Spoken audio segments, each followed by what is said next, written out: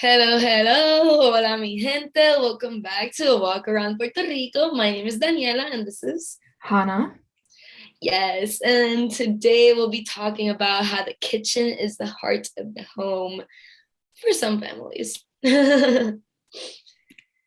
So, Hannah's going to introduce us today. So first things first, as all of our classes, we encourage you while you're not able to intro yourself to us through the screen, think about these questions to just get started getting the headspace for today's class. So what is your favorite food?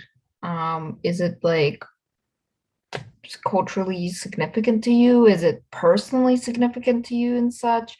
How important is food to you and your family?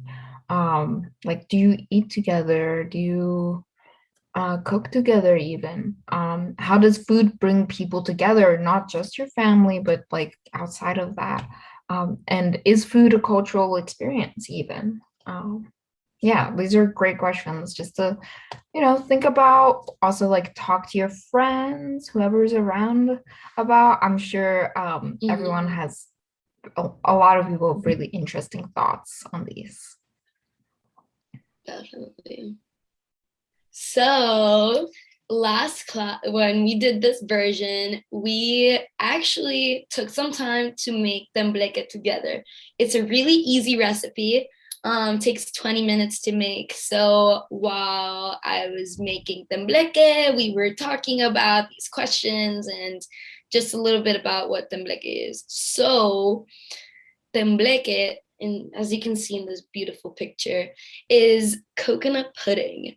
It's a traditional Puerto Rican dessert made with coconut milk, cornstarch, sugar, and cinnamon. Basically, that's like the base. You can add a little bit here and there to make it a little fancier as you desire. Um, but for Puerto Ricans who have migrated from the island, this traditional dessert reminds them of their abuelitas, their grandmothers, in Christmas time. So this is um, a typical dessert served around Christmas time that just is feels smooth going down, and it's cold, but it warms your tummy and your heart.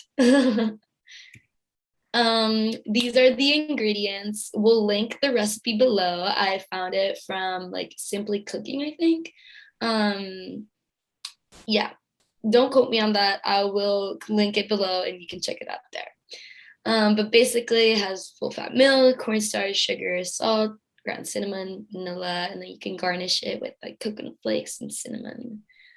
And the steps are pretty easy.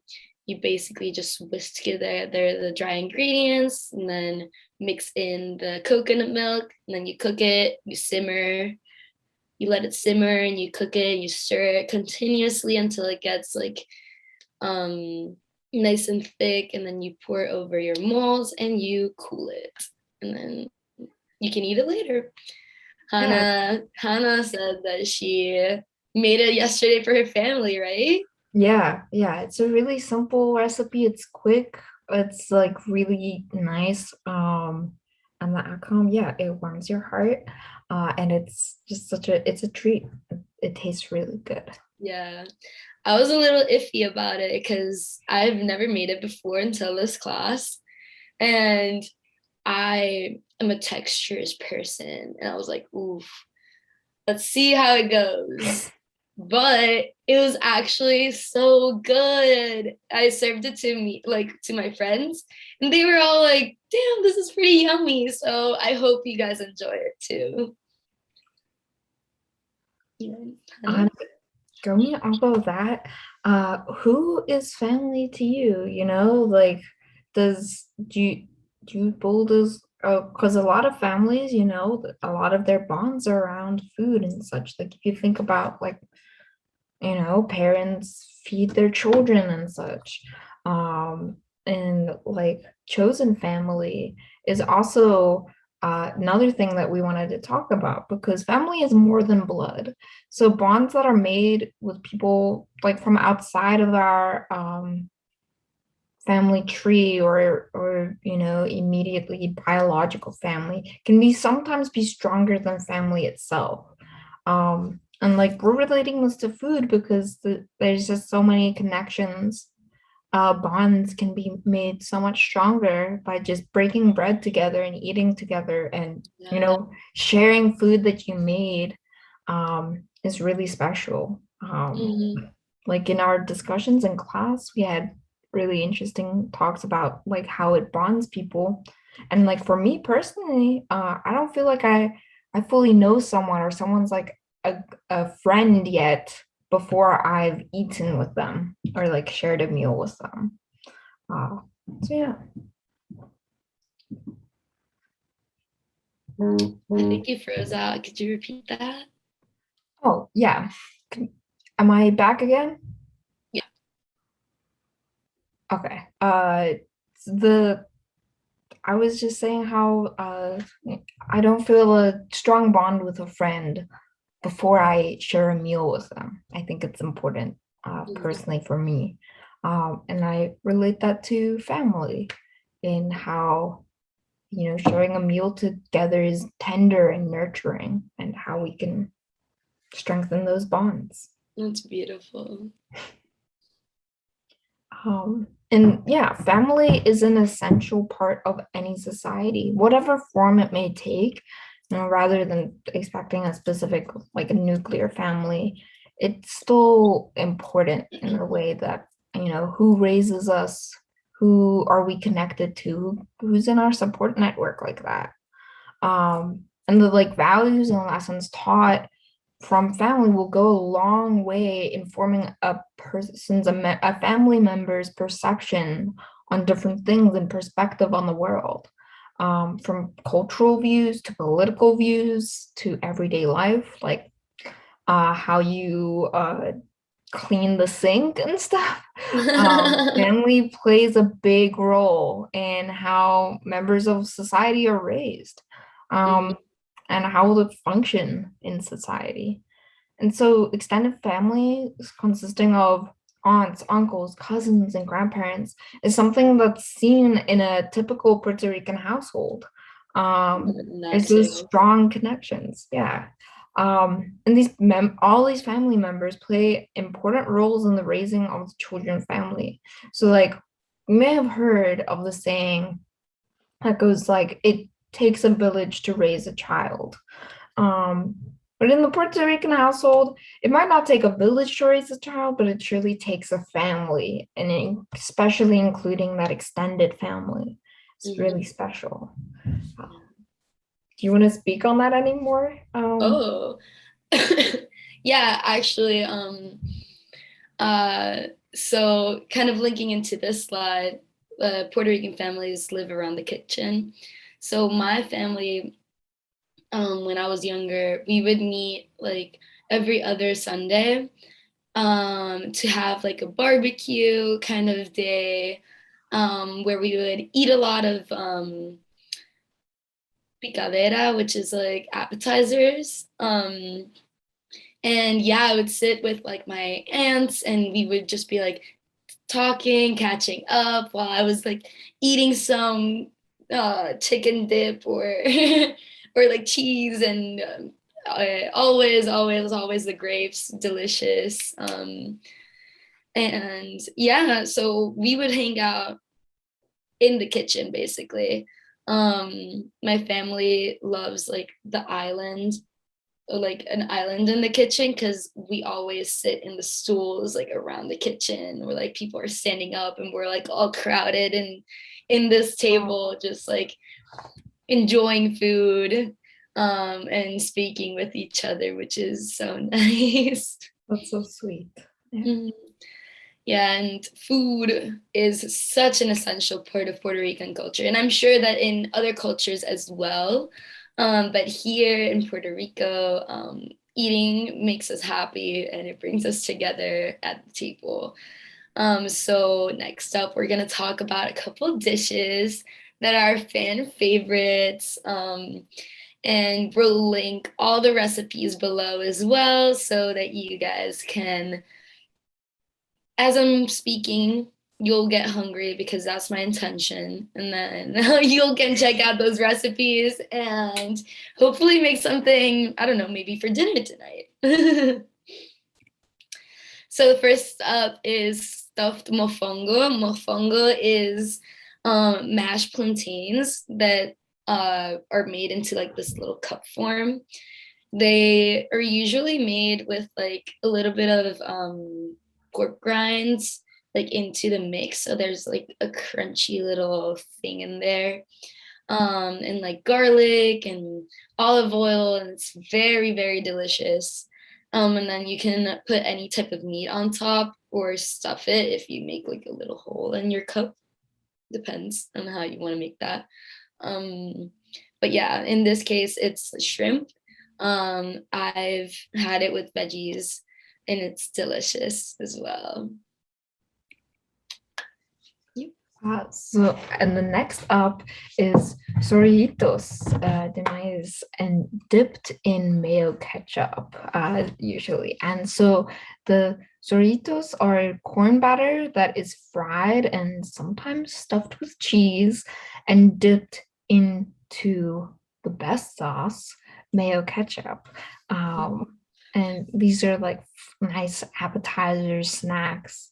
Yeah, that I am getting hungry now. Just like Yes.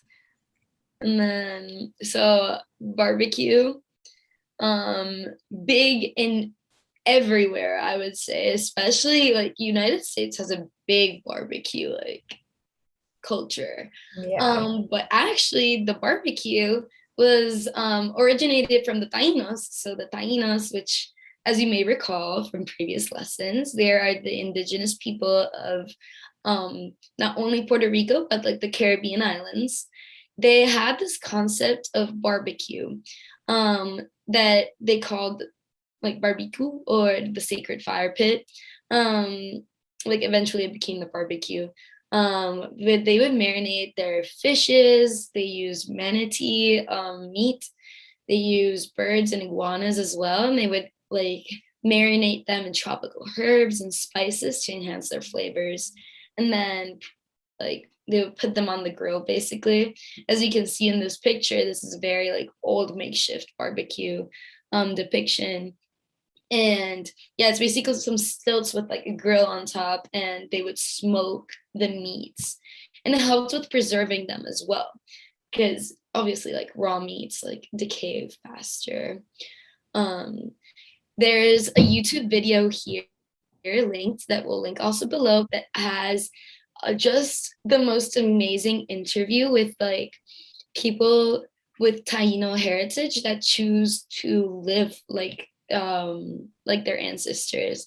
So you'll see them dressed in like the traditional clothing and speak about the concept of barbecue with a featured like chef.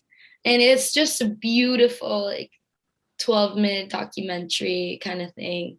And the meats look amazing. So you should check that out if you're into barbecue or just want to see some really cool techniques and just beautiful story. That is a really beautiful video. You should definitely watch it if you can. And next up are baccolitas and alcopurias. And so baccolitas are codfish fritters, and you'd like fry up. And then alcopurias are fritters made from plantains and taro root, which is then so they're like mashed and the fritters made and then stuffed with meats.